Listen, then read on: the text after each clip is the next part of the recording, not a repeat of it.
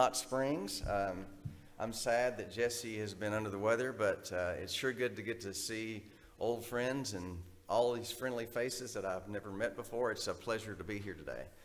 I do send greetings from Bob Weisner at Hot Springs, dear old friend. And if you know Bob, he's probably excited that it's Super Bowl Sunday. He's a sports guy. And I talked to Randy Austin yesterday. He said, tell y'all hi. And someone that I've known since college, Renee Sigmund Williams, says hi as well. And then one, maybe a blast from the past as well. I was with dear friends yesterday, Eric and Terry Camp, and Terry Reese Camp says hi. She thinks she grew up in the Kirby area, and her dad was the basketball coach at Henderson State, if any of y'all remember Terry. But I got to be with them yesterday, so they all said be sure and tell y'all hi. Just a little bit, I want to dispel some bad rumors. I did not go to Lipscomb. I went to Harding, graduated in 1981 with a double major in Bible and history. And then I went to Harding School of Theology, got my master's there. And I was trying to think, Jesse said I could preach on whatever I wanted. And I thought, well, what could I do that Jesse wouldn't normally do? And I'm a history guy, so I want to kind of give a little bit of biblical background to a passage, if you don't mind. If you'll turn to Mark, the 11th chapter. I'm going to talk about Jesus cleansing the temple or clearing the temple, however you want to phrase it. And it's found in all four Gospels, one of the few things that are found in all four Gospels. But I want to read from the Mark passage. Mark 11, we'll start about verse 15 and go through about verse 19. It says, on reaching Jerusalem, Jesus entered the temple area and began driving out those who were buying and selling there. He overturned the tables of the money changers and the benches of those selling doves, and would not allow anyone to carry merchandise through the temple courts. And as he taught them, he said, it is written, my house will be called a house of prayer for all nations, but you have made it a den of robbers. And the chief priests and teachers of the law heard this and began to look for a way to kill him, for they feared him, because the whole crowd was amazed at his teaching. When evening came, they went out of the city. Now, this is not a picture of Jesus that we normally get. This is not his normal persona. I'm pretty sure that the disciples were kind of shocked seeing this side of Jesus. I mean, normally when we see Jesus, we see him teaching or preaching or healing or being kind or patient. But this angry side of Jesus, I don't know if the disciples had ever seen before. And it's not a way that we normally see Jesus when we look at Scripture. And it kind of takes you by surprise. And sometimes I want a little more information. I want to see behind the screen and see, why and how all this happens and things like that. And I wonder if maybe the disciples were thinking, Jesus had a little too much coffee this morning. He's a little edgy, What caused this? This is not the way you normally see Jesus. But I think one thing Mark is trying to tell us in the 11th chapter is that Jesus is angry because Jesus cares for the weak. Now, one thing that you may not know, but I'm a history guy, so I want to tell you a few things about this, that every adult male that was a Jew had to pay a temple tax. Now, if you're a priest, you didn't have to pay that, but every adult male that was a Jew that was not of the tribe of Levi had to pay a temple tax. Now, a temple tax was a half shekel, and that doesn't sound like much. It's not even full shekel, it's just half shekel, right?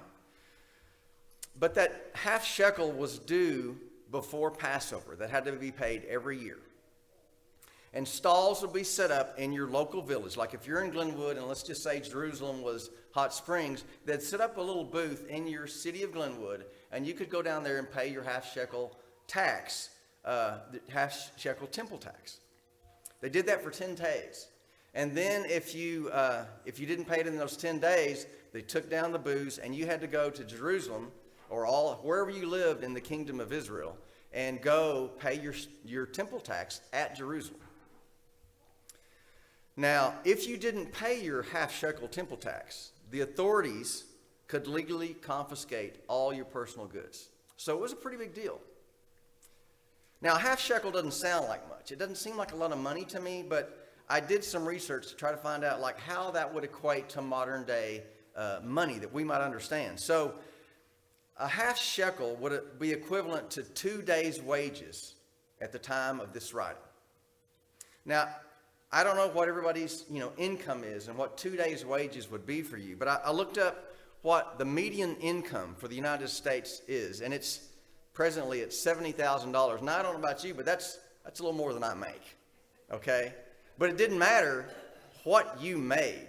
Every adult male paid a half shekel tax, no matter if you made more than the median income or if you made less than the median income. You paid a half shekel tax.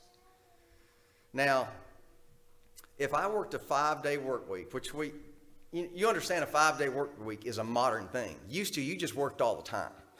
And you got off on the Sabbath, or you got off on the Lord's Day, or however it went. But generally, there was no term for weekend until the 1900s. I don't know if you realize that. But we lived in a privileged time. But for a 5-day work week, if you had a median income of $70,000, that would be $268 a day. Now, that would hit my pocketbook pretty tough. That's a pretty good tax. And it's not complicated. Every male had to pay that, no exceptions. Didn't matter if you were, out of a job. Didn't matter if you had a good job, bad job, whatever. Everybody paid, every male adult paid the temple tax once a year. That's like $268 a day, and that's 2 days' wages. That's a pretty good chunk of money. Now, this is not the tithe. This is just the temple tax. So when Jesus goes in there, in the temple, there are money changers there. Now, and I know you know this, money changers basically had to change the coins that you had, because anything that had a graven image on it could not come in to a certain portion of the temple. So when you got to the temple and you had any coin that had a graven image, you had to exchange it for a coin without a graven image. So there aren't any coins anywhere in the world that don't have a graven image on it. That's just what, it's always got a picture of somebody, George Washington, somebody. It has a graven image on it, even in ancient times. So they'd go to the temple and they'd have to exchange that for a non-graven image. Now, I don't know if you've been to a foreign country. I've been to several. And anytime you go to a foreign country, you have to exchange money to their money. And if you've ever done that before, when you exchange money, they get a cut. Well, it was no different in the temple. When you exchanged your money for a non-graven image coin, they got a cut of that. They basically got 50 cents in our equivalent every time you exchanged a coin. Now, the temple money changers were all from the tribe of Levi. If you worked in the temple, you were from the tribe of Levi. And so they got 50 cents every time you exchanged a coin. And if you didn't have exact change, guess what? They get another cut. And that's another 50 cents just for the inconvenience. Then if you brought your sacrifice, because if you remember, Jesus is here during the Passover, you're bringing your Passover lamb. Well, let's just imagine you lived in northern Israel and you're going to come down to Jerusalem because you didn't pay your temple tax on time, where you're coming during Passover, and you've got to bring an unspotted, unblemished lamb for the sacrifice. And imagine bringing that all the way to Jerusalem. Well, when you got to Jerusalem, into the temple, they would inspect your year-old lamb. And if it didn't pass inspection, guess what? That lamb was no good. You just brought that lamb all the way across the country for nothing. But they had a way to fix that.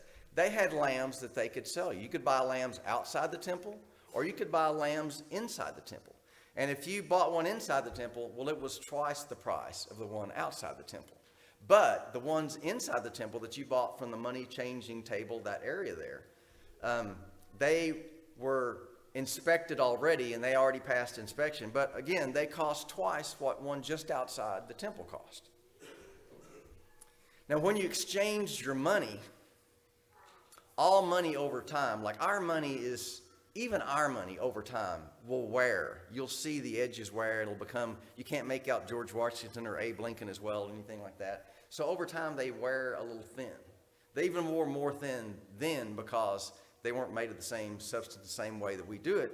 But because the temple changers didn't trust the money that they just exchanged to you, they would reweigh it. Because it was all based on weight. Because if it was worn thin, it may not weigh as much as a normal coin that just minted.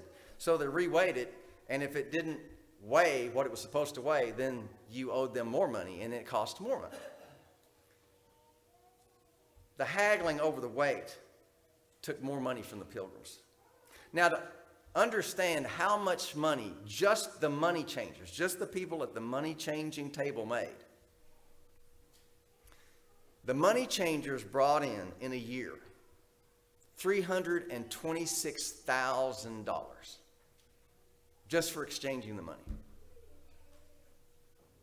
Now, the booths where they exchanged the money were known as the bazaars of Annas, because Annas was the high priest, and his family is the one that got all the money from those exchanging of money.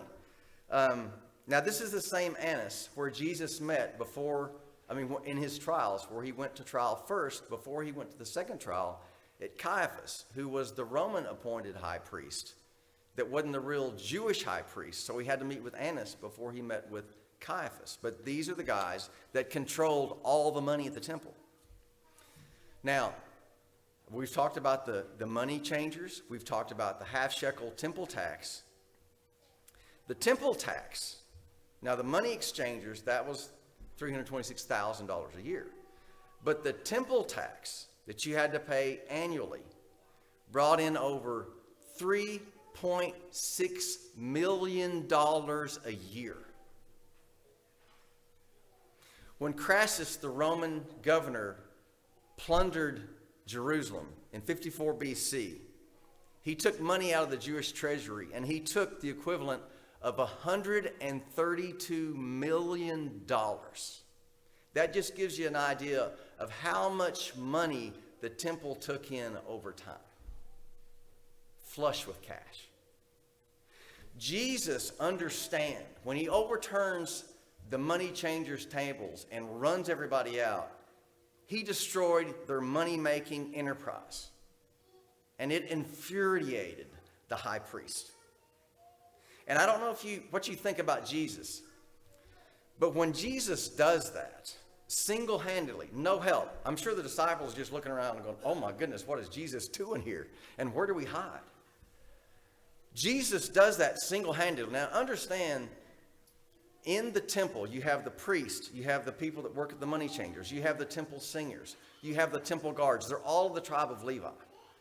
Only priests could descend from the line of Zadok, because anyone that was a priest that worshipped at the high places, they were no longer allowed, after they came back to God, no longer allowed to serve as a high priest. But if you were a tribe of Levi and not of the line of Zadok, you could be like a temple guard or a temple singer or a money exchanger. Those were just jobs if you're a tribe of Levi. But only the line of Zadok became high priest from that point forward.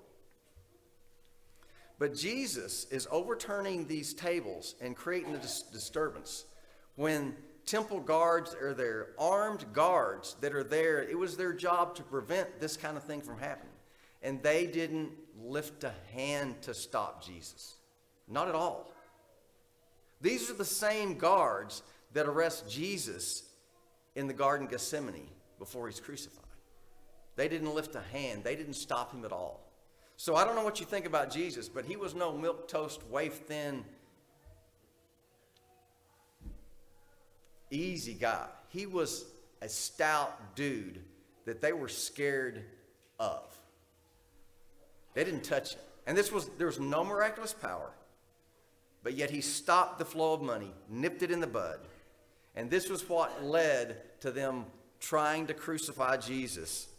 The Jewish leaders would not tolerate the interruption of this cash cow, this enormous flow of money into their pockets. And Jesus really wasn't attacking the idea of a tax. He has no problem with people giving back to God. We know that. He wasn't attacking the idea of a sacrifice at Passover. He was attacking the idea of greed and manipulation and injustice. Because God does not stand for the weak being cheated or swindled by smooth-talking scoundrels. Exploitation of the weak is a crime against God. Now, some of you know my dad or knew my dad. He passed away in 2018. And my mom passed away in 2012. And you've maybe heard of stories like this before, but in 2012, July 16th, when my mom passed away, and I actually preached her funeral. And I still miss them every day. We're blessed to have amazing parents, and I had a couple of gems, and I'll just say they were amazing. But when Mom passed away, did her funeral, had to go to work after that, the very next day, someone shows up at Dad's house, rings the doorbell, and it was a well-dressed African-American, suit and tie, sharp-looking guy. Came to the door, Dad answered the door. Of course, Dad didn't have a clue who he was. And he said that he was a representative of the Social Security Service, and he was there to pick up Mom's Social Security card now that she'd passed away.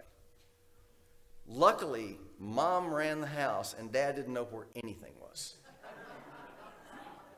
He invites the guy in, has him sit at the couch. He goes, "Oh, that's going to take a minute." And he went to looking through drawers, everywhere. Mom's old purse, he looked through the entire house and he was just flustered. He was just frustrated. You can imagine, this is the first day in over 60 years he's been alone. And he tells the guy, he says, "I'm sorry, I just can't do this. I just can't. I'm going to have to get my son to help or whatever. You're going to have to come back another day. I can't do this." And the man left. And then Dad told me about that. And I was furious. And I told Dad, I said, if he comes back tomorrow, do not open the door and you call 911 immediately. Because they do not show up to your house and pick up your Social Security card. Number two, have you ever known the government to act that fast in anything? Right? But I'm telling you, a crime against the weak.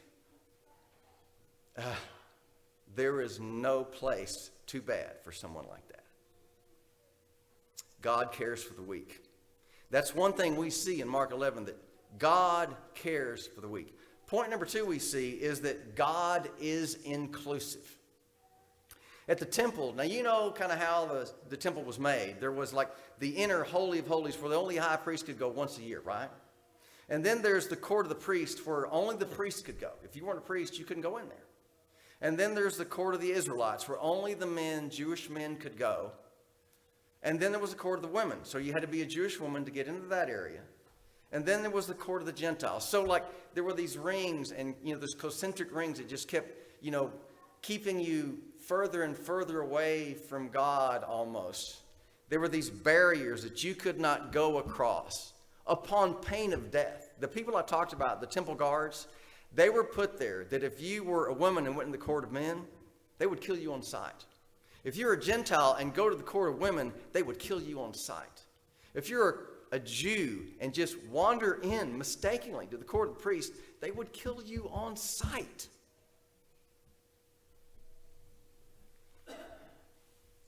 The beautiful thing about the temple, though, is that the court of the Gentiles was made so that the entire world could come and worship God freely.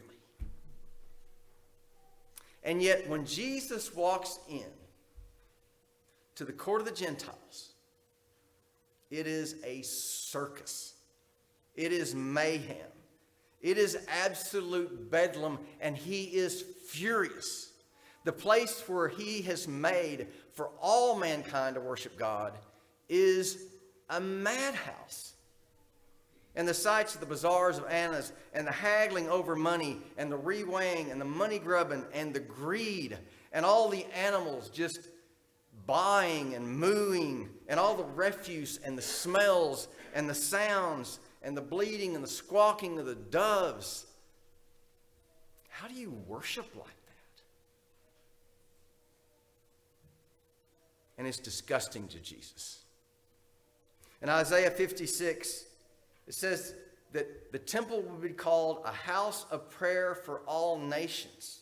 But it had become, by the time of Jeremiah in chapter 7, he called it a den of robbers. And that's quoted in what we just read.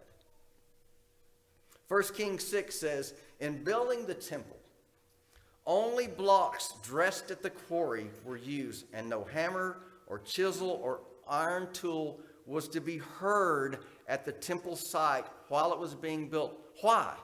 Because how do you worship with all that noise? God wanted to be a place that people could worship, and yet they had made this place a circus. And Mark 11:16 said that Jesus would not allow anyone to carry things through the temple. And that's kind of an odd thing that Mark puts in there. Not really mentioned much in the other Gospels, but Mark definitely highlights it. You couldn't carry anything through the temple. Well, now, I don't know if you know much about the temple and the layout of Jerusalem, but I'm here to tell you. The Temple Mount was 36 acres square. Huge, enormous area. There were 7 gates to get into the temple. There was 1 in the north, 2 in the east, 2 in the south, 2 in the west. There were 7 gates to be able to get from one side of Jerusalem to the other.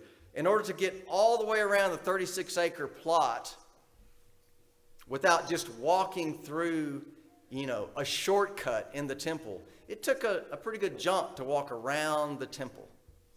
So what people will do, let's just say workers, you had a whole bunch of stuff that you had to carry from your house to work, and you had to go all the way around the temple, they would just use it as a shortcut. And they would carry whatever through the temple to get where they're going, because it was a quick bypass. Now, in the Mishnah, which is the written down oral Jewish law, they had laws about what you could and couldn't do. And this is from Barakoth 9:5, if you're checking my Mishnah passages. But anyway, it says, a man may not enter into the Temple Mount with his staff, or his sandal, or his wallet, or with the dust upon his feet, nor may he make it a short bypath. Still less may he spit there. All God ever wanted was simple faith. Easy access to God, where all the world could come and worship him in Jerusalem.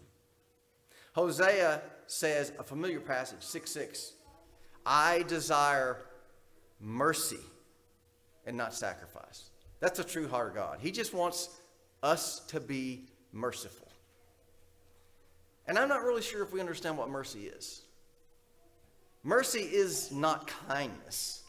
And don't get me wrong, I'm all for kindness, but mercy isn't kindness. And mercy is not patience. And I'm all for patience, but mercy is not patience. You can only be merciful if someone has wronged you, and I mean hurt you badly. And then and only then can you be merciful and forgive them because they wronged you or hurt you badly.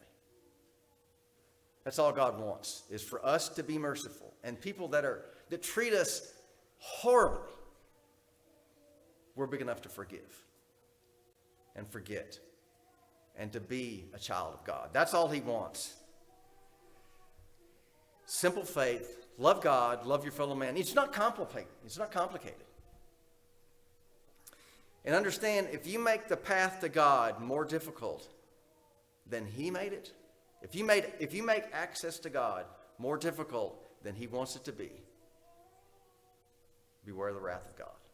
Because God cares for the weak, and God is inclusive.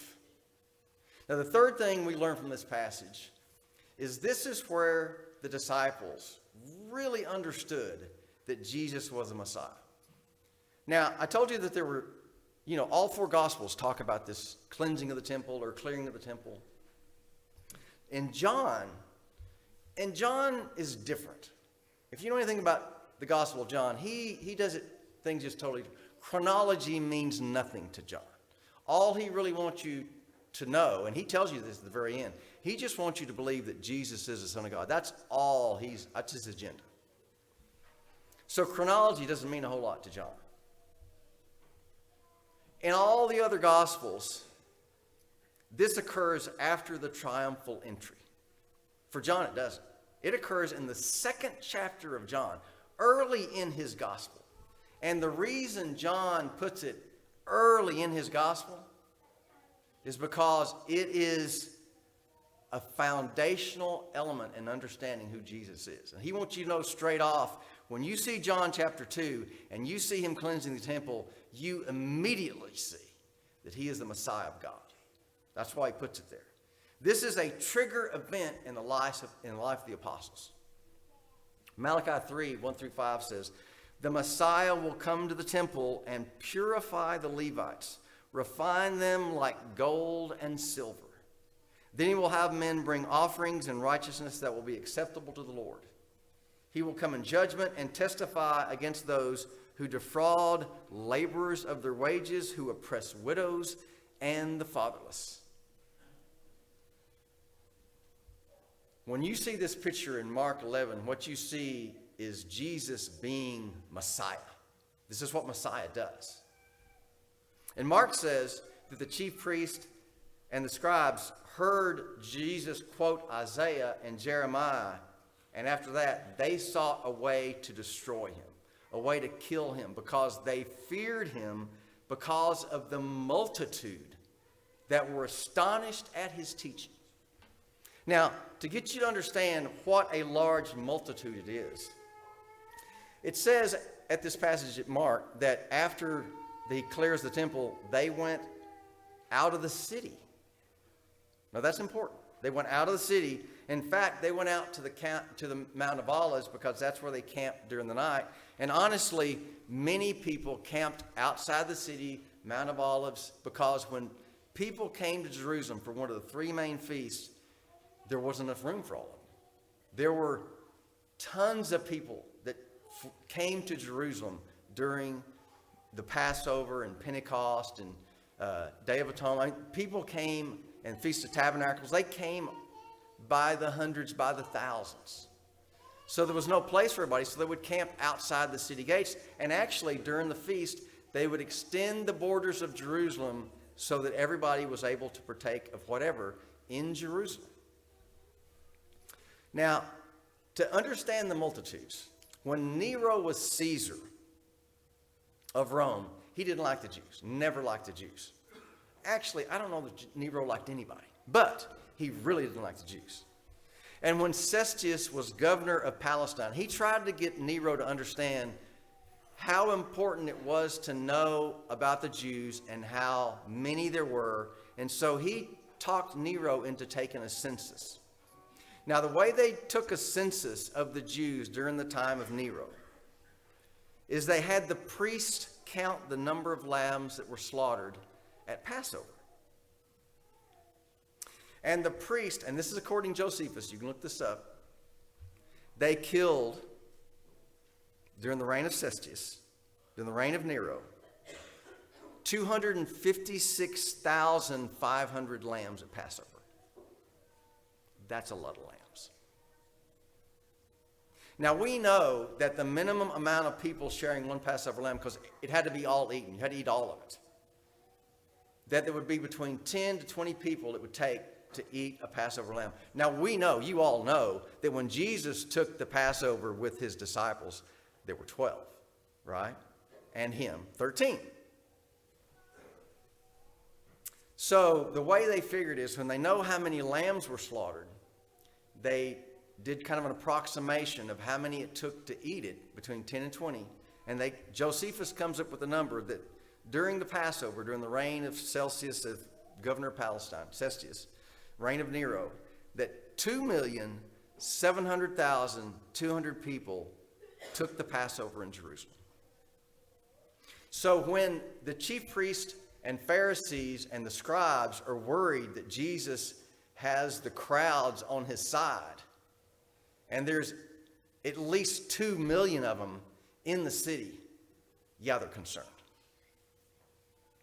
And when Jesus walks into the temple and he finds them selling oxen and sheep and pigeon and the money changers, he himself makes a whip out of cords, very industrious, basically cattle prod, and he drives everyone, everything, every animal out of the temple, pours out all the coins, upends all the tables, and he says, "Get these out of here. You will not make my Father's house a house of trade." And John sees this story as a key to understanding the Messiah, because he's being the Messiah. He's restoring the temple to its original task. Jesus is not just dealing with abuse. He's sweeping evil from his own house, his house. He's being judged. He's restoring order. And that's what the Messiah does. And his disciples remembered the scripture, "Zeal for thy house will consume me." And that's Psalm 69. It's a messianic text. And it says, "I am a stranger to my brothers, an alien to my own mother's son. For zeal for your house consumes me, and the insults of those who insult you fall upon me." And it says that the Jews, after he did this, after he overturns all the tables and runs everybody out and all the animals out, the Jews wanted a sign for his taking this messianic action in the temple. "How in the world could you do this? Who do you think you are?" And he says, okay, destroy this temple, and in 3 days I'll raise it up. And they answered, "It's taken us 46 years to build this, and you're going to raise it up in 3 days?" And to be honest with you, they've been building on it for 46 years, and it still wasn't done. And if you know your history, you know that Solomon originally built the temple. It was destroyed by the Babylonians. When they come back from captivity, they rebuild it, and that's Zerubbabel's temple. That's temple number 2. Herod the Great, who wanted to rebuild the temple to make it nice like everything else he was building, got permission from the Jews to rebuild the temple. This would be temple number 3, but he couldn't build it. Only the priests could build it. That's why it took 46 years, and they're still working on it, because only the priests could work on it. And they're saying, "This is taking forever, and you're going to tear it down and build it back in 3 days?" But we know Jesus is talking about his body. And the disciples remember, after he was resurrected in John 2, the reference to him raising the temple in 3 days, and it says, that's when they believed. When he did this, that's when they believed. This is a huge moment in John's life, and that's why he records it in the 2nd chapter of his gospel. It's that important to understanding who Jesus is.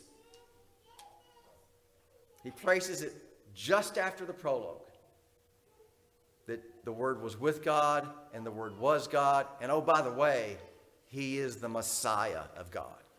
In John, when Jesus throws a fit in the temple, it's where they finally figure out that he really is the Messiah. He absolutely cares for the weak. And he shows that he will fight for his people. Destroy this temple and I'll rebuild it. And they'd already destroyed the temple as far as he was concerned. When he walks in the temple and he sees it like that, it's destroyed in his eyes.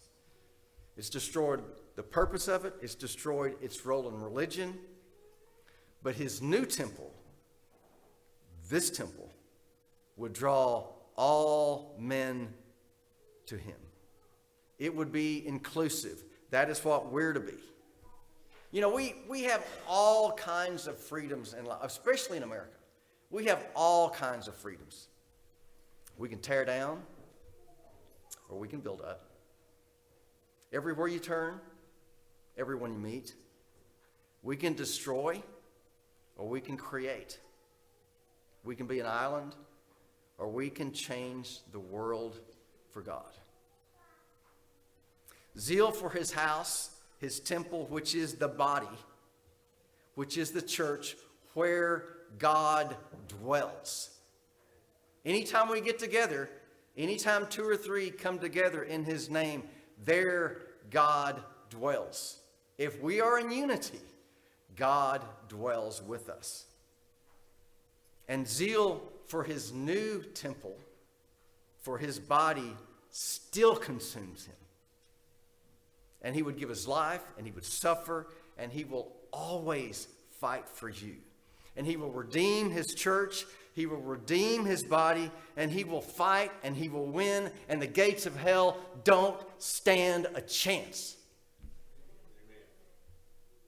And I'm here to tell you, and Mark is here to tell you in chapter 11, that God cares for the weak, and God is inclusive. So what does that tell us? And it also says that Jesus is the Messiah. And I'm here to tell you, if Jesus is not Lord of your life, you have no chance. I don't know if you're a Christian. I don't know if you are a Christian and he is not Lord of your life. You need to make that right today. If there's anything we can do for you, the waters of baptism, a prayer, a hug, anything you need, we are here for you today. Let us know, won't you please, by coming to the front as we stand and sing the song of invitation.